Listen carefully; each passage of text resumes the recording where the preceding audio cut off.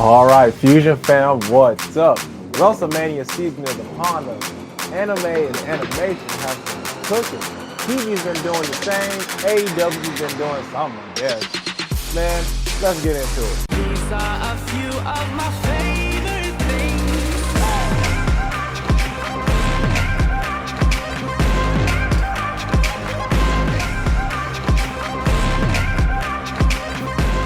So, WWE. WrestleMania season is upon us, and I cannot wait. Jay and I will be going to WrestleMania this year. It's going to be such a great time.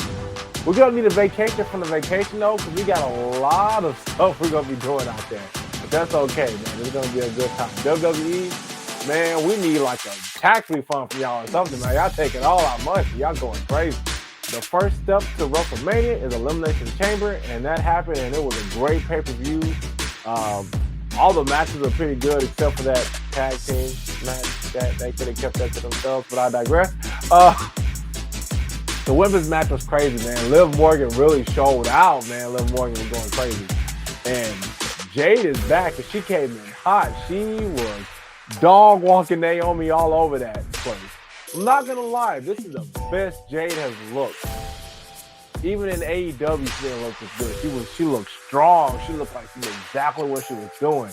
The facials were there. Everything was there, man. Jade looked phenomenal as a wrestler and just as a presence, man. It's been so cool seeing where her and Naomi, where they've taken this to, It's going to be pretty cool, which I'm sure will culminate in the WrestleMania match, and we'll see a match.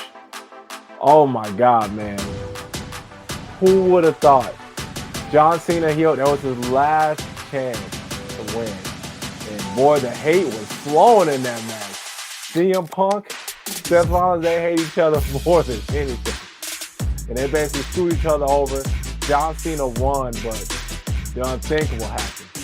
This man turned heel. Y'all been clamoring for it for years. He sold his cheeks to The Rock. He gave it to him quite willingly. That face that John Cena made is going to live in infamy forever. But he sold out to The Rock. Now he's a bad guy. He is the person that y'all have said he's been this entire time. It's been amazing to see the masterclass promos that John Cena has done. Oh my God, the way he has turned what we've said. Well, I ain't gonna say we, but I like John Cena. Some of y'all weird out here, but what he's done with all the fans and all the haters, the fans, just the people that want to have something to say upset about him. Let's go Cena. Cena sucks. For all those people, he basically said that this y'all fault. Y'all did this. Y'all all did this to him. And man, that poor little kid, this little kid was wearing a John Cena gear looking at Cena like, please, Mr. Cena, don't do this. And Cena said, F that kid. This ain't about you right now. This is about me. Me. This is y'all fault. Y'all did this to me. Man, well, we know John Cena, man. He's a master promo cutter? I don't know. But he's great at cutting promos. And the fact that he's making Cody, and Cody has been really good at doing promos since he's been here, man. He basically, is a presidential candidate as he speaks. But John Cena's taking that away from him, man. He's putting Cody in a bind, and everybody thought that Cody Rhodes was going to get ate up by John Cena. But no. They've been going head to head, man. And the last promo, right at March 31st, thank y'all so much. I get to put this in here. Y'all went low, man. Y'all were getting crazy. John Cena calling him a Nepo baby. He's going to bury him like he buries everybody else. Well, he doesn't bury talent. He buries mediocrity. Saying Cody is mediocre is absolutely crazy. And Cody basically went the 8 Mile route. I'm going to take everything you're going to say about me and I'm going to use it against you. Say I got a lift. I say Stardust. He took that. He said he got booed out of his own company, which AEW fans, I'm never forgiving y'all for that. Y'all booed that man out. He even touched on it here. So me and Jay always go back and forth about is that a real thing or not. But he touched on it here. So there's a little microcosm of truth there. Man, I cannot wait for this WrestleMania match. they are stepping on the gas. The second promo that John Cena cut, just to go back a little bit, I was like, okay, it's kind of more of the same. You say you're going to ruin professional wrestling. What does that mean? You're going to retire with the belt and leave? I doubt that. But it has to be something else when it comes to your version of ruining wrestling. So I'm pretty eager to see what that's going to be. I really feel like at this point, John Cena's going to win. He has to win. I love Cody, but seeing this heel run with John Cena, I really want to see him win this match to see what ruining wrestling is going to be. And I really want to just see him be a villain. I would really like to see The Rock kind of get brought back into this, and basically John Cena's in charge of everything and everybody's reporting to him. But hey, we'll see. I've started back watching AEW. I've been intrigued by some of the things that I've seen, I guess. I know this is more for April, but Dynasty just happened. And, woo! AEW has not had a bad pay-per-view, but that is for what I've seen. And I want to go and watch it, but I'm just so hesitant. I've never seen it get so much backlash. But there was a whole thing with Jon Moxley getting impaled by a spiked, fat, vegan type deal from Edge. Everybody was really talking about that. Jay and I even mentioned on the podcast.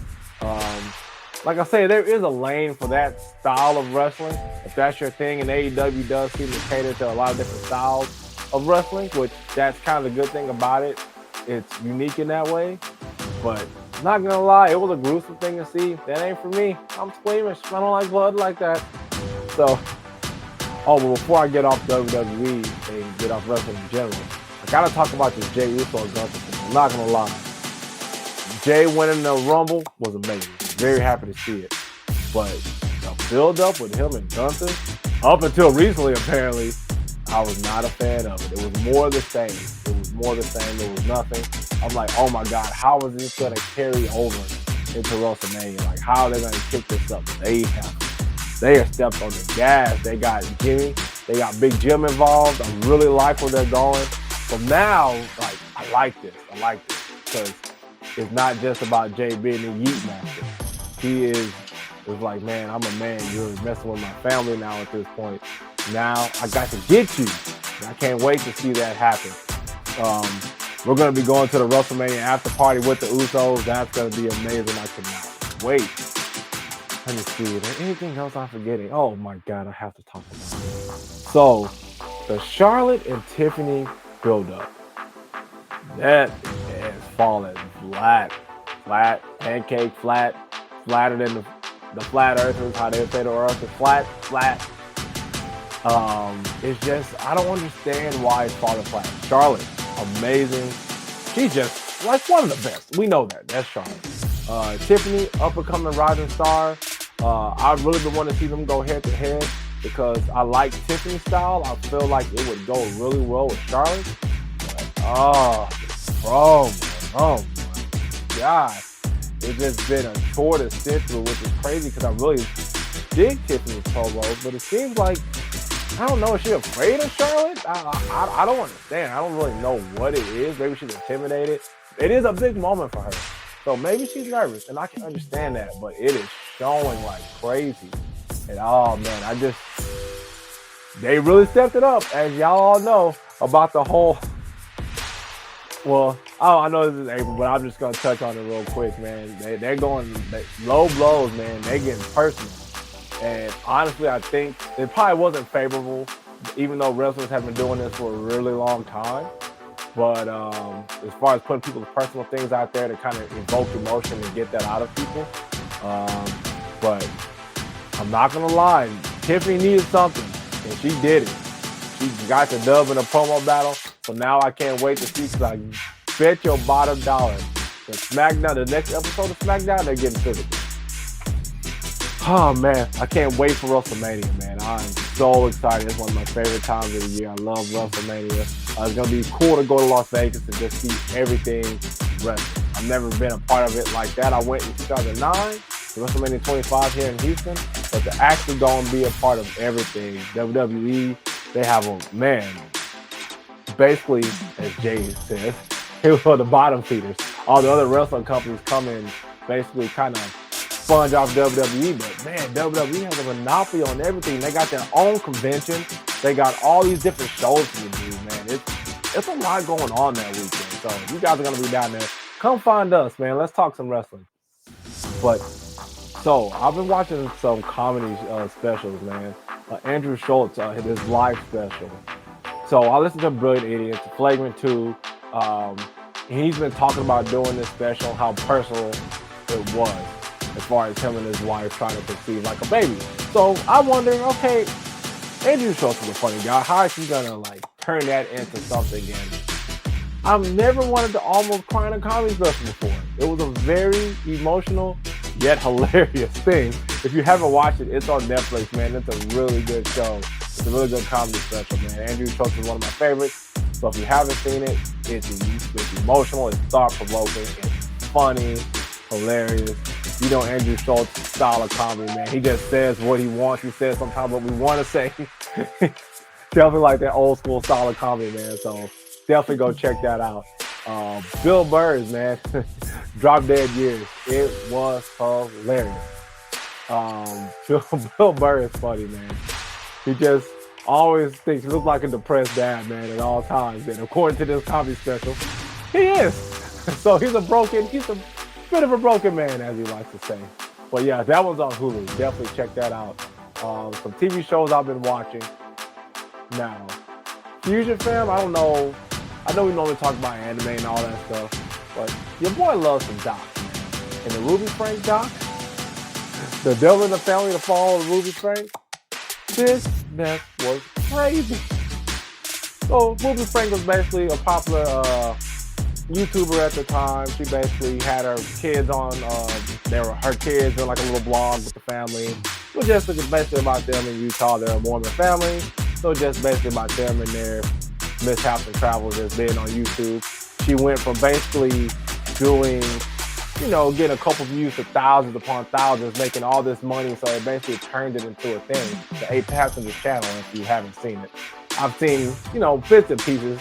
I don't really care. But the doc was extremely interesting because she went from this beloved lady to on camera to being seemingly verbally and physically abusive off camera, according to the doc.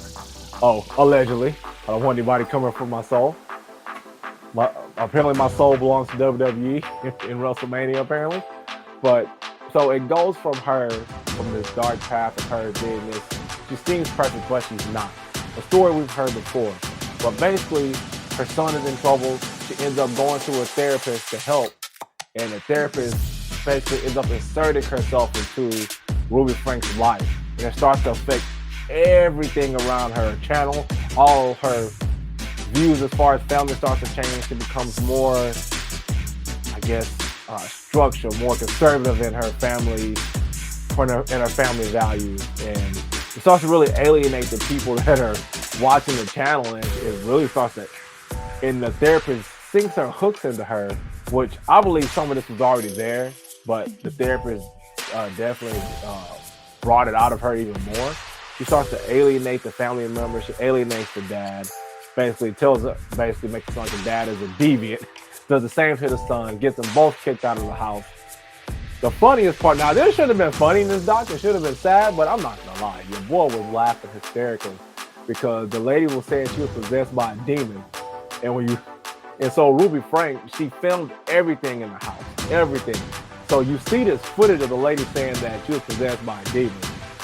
This was the worst 5th grade drama club acting I've ever seen in my life. How Ruby Frank fell for this, I don't know.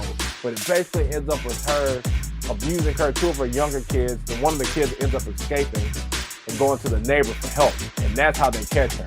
So if you haven't seen this doc, it is great.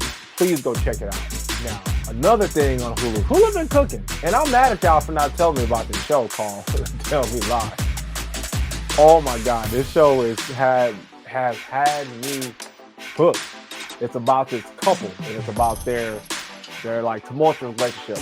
Super plus ultra beyond toxic Avenger relationship, and how it affects them and all the friends around them. They're start off in college, they're in this relationship, they're getting together, they have all this romantic tension and chemistry, and they get together.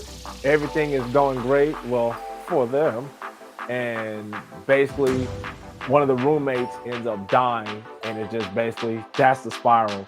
And there's so many twists and turns and secrets that get uncovered. And the two main characters, the dude Steven and the other girl Lucy, they're terrible people, but you can't help but want to watch and see what they're gonna do. It's like it makes you want to root for the bad guy. I know I love me a good villain, but these people are deplorable, man.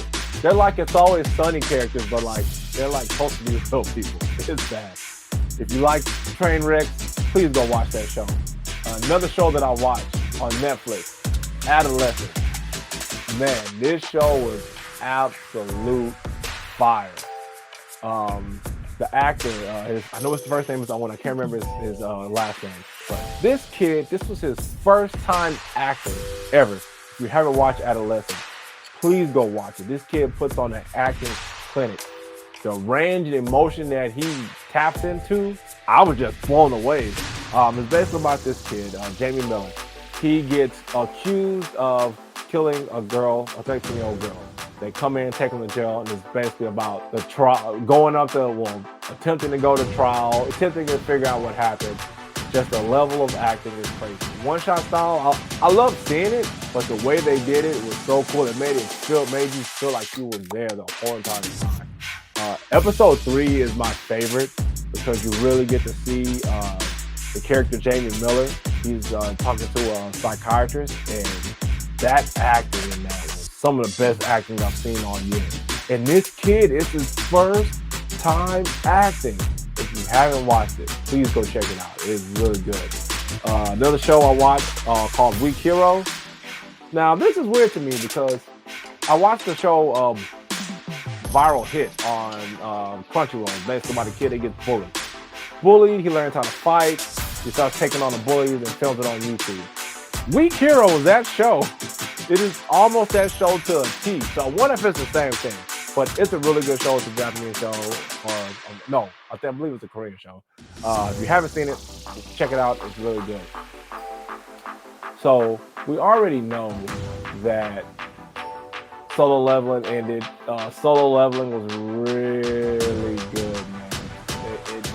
Solo Leveling is probably one of the best animes. I think it's going to go down to one of the best. The story is simple enough to enjoy because, sometimes they get carried away. Some animes get carried away with story and so much intrigue, but Solo Leveling's story is a pretty interesting story, but I love seeing Jinwoo's character progression and just watching him quite legit level up, man. It is a cool thing to see.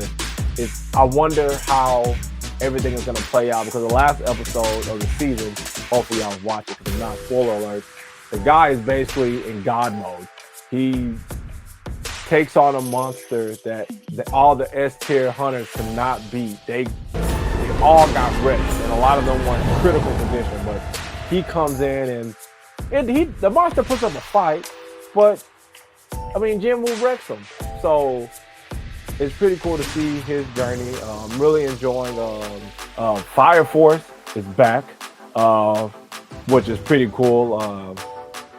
It's been gone for a really long time, so I kind of forgot what happened. So I just there is like an hour and a half little movie that tells you basically kind of catches you up to speed. So if you haven't seen that, check that out. And My Hero Academia Vigilante is out too, which is basically a spinoff of My Hero Academia. So, and to fill a little My Hero Academia hole, you guys.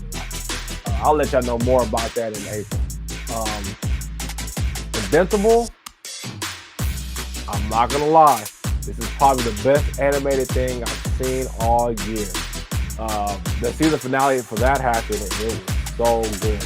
The Invincibles, aka all the alternate universe versions of Mark, they came in and were wrecking everything. All the heroes, so many people lost their lives. Like far as the heroes and humans on that show lost their lives trying to fight off all the marks. And for them to win just for the Viltrumite Conquest to show up, forced by Jeffrey Dean Morgan. Now, this is another great acting player because Jeffrey Dean Morgan killed it Oh my God, man. He was channeling Negan like in the way I love the inflections in his voice. Just like he was whispering to Mark. Like, that's crazy. This man is Rick slapping Mark around, and this man is whispering. Do not whisper to me while I'm getting wrecked. Yell at me. Do something. Do not whisper in my ear. Don't ever do that while you are wrecking my life. But one of my favorite moments of the year. There's not going to be a lot of moments in the year that can beat this. Maybe my kid graduated. That's going to beat it. But seeing Oliver get slapped by Conquest was the best thing I've seen. All that humbling was needed. Oliver has been getting on my nerves. He's so annoying. Oh my God. He's such an annoying character, man. And it's funny because he looks like Robin. I never noticed that. But Teen Titans Robin would never. He was found away. But Oliver's been so cocky this whole entire time. Mark has been trying to tell him, hey, let me help you. Do it this way. Do it that way. But he's like, no, I'm already a superhero. I know what to do. Man, he came in flying towards Conquest, and Conquest just went, yeet, and slapped that boy to the ground. Oh, yes. Thank you so much. It was the fight with Mark versus Conquest was such a great thing because you see Mark having to. This season has really been about Mark pushing his limits and leveling up. And that's a really cool thing to see that he actually, he couldn't beat Conquest. He couldn't beat him on his own. He needed help. Mark's distractions. Oliver's distractions. He needed Eve to come in, which Eve put up a good fight, but Conquest slapped her jaw off and ripped out her intestines. So that was a whole thing. But hey, man, the power of plot armor, the power of, I don't know what that was, but she went nuclear, as I like to say whenever I see that little symbol. And she basically killed herself and just wrecked Conquest enough for Mark to get a couple licks in and to take Conquest out. Well, I said a couple. He went to town. He was hitting him with anything he could. His broken rib, he punctured him with his broken elbow bone out. He was just going to town. Mark went feral. That's how you know he was in danger. He went feral. If you have not watched Invincible, please go watch it, man. Jeffrey Dean Morgan, that voice acting was incredible. Oh my God, it was so good. I've only watched one movie this in March, and it was the Novocaine movie. It has Jack Quaid, aka Huey from oh my God, The Boys. Why not forget that? Like, that's not my show. And it was pretty good. I probably would never watch it again, but it was just kind of cool to see. So it's basically about a dude that he doesn't feel pain. So things can happen to him. Like, he couldn't eat certain things because he can bite his tongue off and stuff like that. But he ends up he's working at a bank. Bank gets robbed. The robbers take the girl, and Huey basically goes on a journey to save her. But there's a little twist and intrigue there. So if you haven't seen it, it's a cool little watch. Definitely check it out. Oh my God, I almost forgot. Daredevil is back, and Daredevil is good. I've been hearing a lot of people say that it's not good, and I can't comprehend why you think Daredevil's not good. I don't understand. The first episode was amazing. They killed Foggy, y'all. I'm sorry, spoiler alert. They killed Foggy, man. They didn't have to do that. It was unnecessary, but necessary for the plot. It was a great twist. I know in the comics, Foggy has died before, so him actually dying in this, I didn't think that was going to happen just because Foggy's such a beloved character in the Daredevil series. But, man, they didn't care. They got my boy right up out of here, and that breaks Daredevil. And so he basically is just Matt Murdock, the lawyer now. And Kingpin is run for mayor and won. So they basically tell each other, put your alter egos to the side. You can just be the King Wilson Fisk. I'll be Matt Murdock, the lawyer, and that's it. But if either one of you step out of line, they're coming for each other. Which my wife actually brought this point up to me, that she was reading something and it was saying that they basically don't film a lot of the scenes together. But that's great because that works out great for the show. This really reminds me, I'm not gonna lie, of Law and Order. There's a lot of lawyering going on and politicalness going on, but that's actually great because we get to see these characters actually do their job. Of course, we see them fight, we see them do things, which is good as well. I really like this show, so if you haven't watched it, it's on Disney Plus.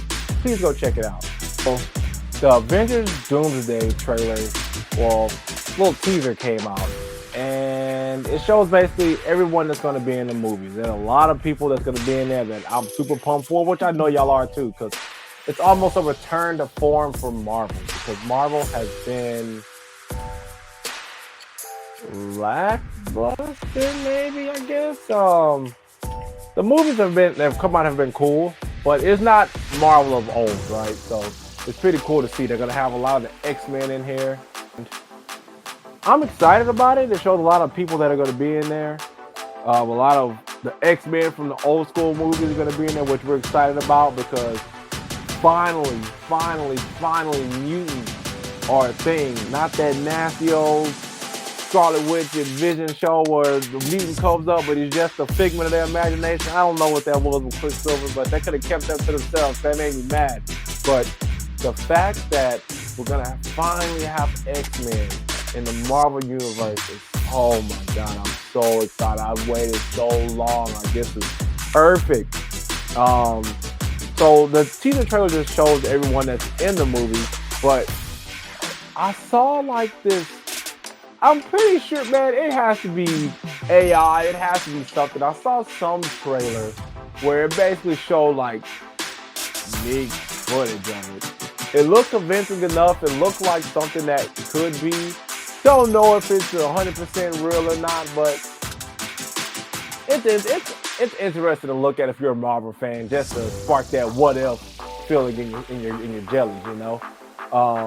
But yeah, I'm excited. I cannot wait for Avengers Doomsday to come, man. It's really a return to form for Marvel. I'm hoping with this whole thing, because a lot of people think that the Marvel universe has been lackluster with these last couple of phases. It's been okay for me.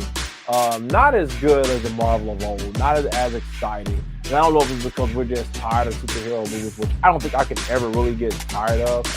But Doomsday, I'm excited for, because I can't wait to see. Because once this happens, man, the floodgates are open now, man. I will feel like nothing is off limits. Marvel can do anything, and I cannot wait to see it. Oh, and one last thing. CW. Home to some of my favorite shows in history. Supernatural, one of the best shows ever.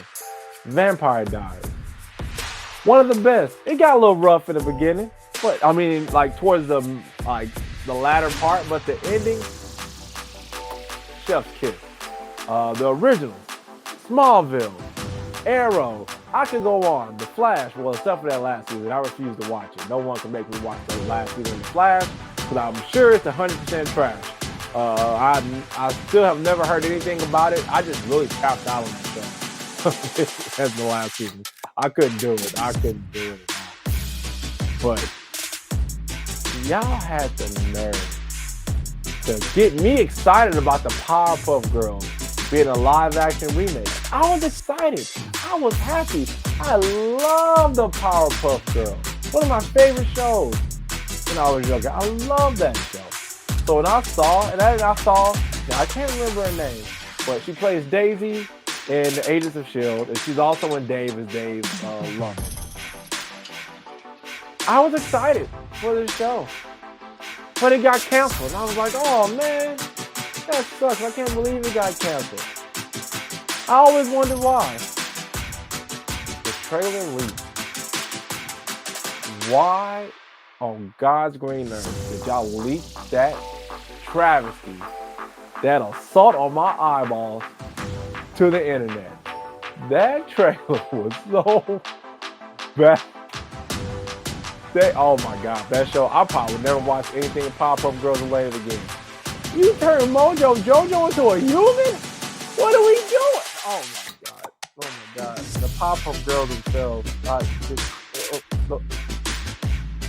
Donald Faison as Professor X. I mean, cool. I can live with that. I like the homestage, bro. He's funny. He's a funny dude. Looks like the lady he was with was Professor Bellum. And so, not Professor Bellum. Miss Bellum. If so, props to him. He pulled him a little baddie. So congratulations. But no congratulations to that nasty trailer, because that show was trash. There was so many. So I heard there was so many reshoots and people dropping out. I see why. It was so bad. Like bad. I'm happy just to not see the light of day to save the memory and the love of the Powerpuff Girls. Even some of the actresses they were attached to when they were leaving. And whenever I see that, I just wonder why that happens. But you never really see if they're trying to make something. Sometimes a lot of the times we don't see the footage of what they're making. We saw this. If y'all haven't seen it, I'm attached to this. Y'all get a little sneak peek. It was bad. Terrible. Awesome. But yeah, well, I'm out this thing. Guys, check us out. We're going to be doing a lot of cons coming up pretty soon. It's con season, so there's a lot going on. We got a lot of dope content that we've been posting on our YouTube. We've had such a great time interacting with y'all. We just did a One Piece episode. We're going to be releasing a PlayStation episode. We talked about all things PS1, paying some respect and ode to that little gray box that has shaped the gaming world and has never been the same since. We got a lot of great and dope content coming out, and we're going to be at WrestleMania. So if you're going to be there, you're rich too, apparently. Well, we're not rich, but maybe you sold your kidney like I did. Who knows? But yeah, come find us, man. It's going to be a good time down in old Vegas. So yeah, man, I'm Chad, one half of the Fusion-Haa podcast, and I'm out this thing.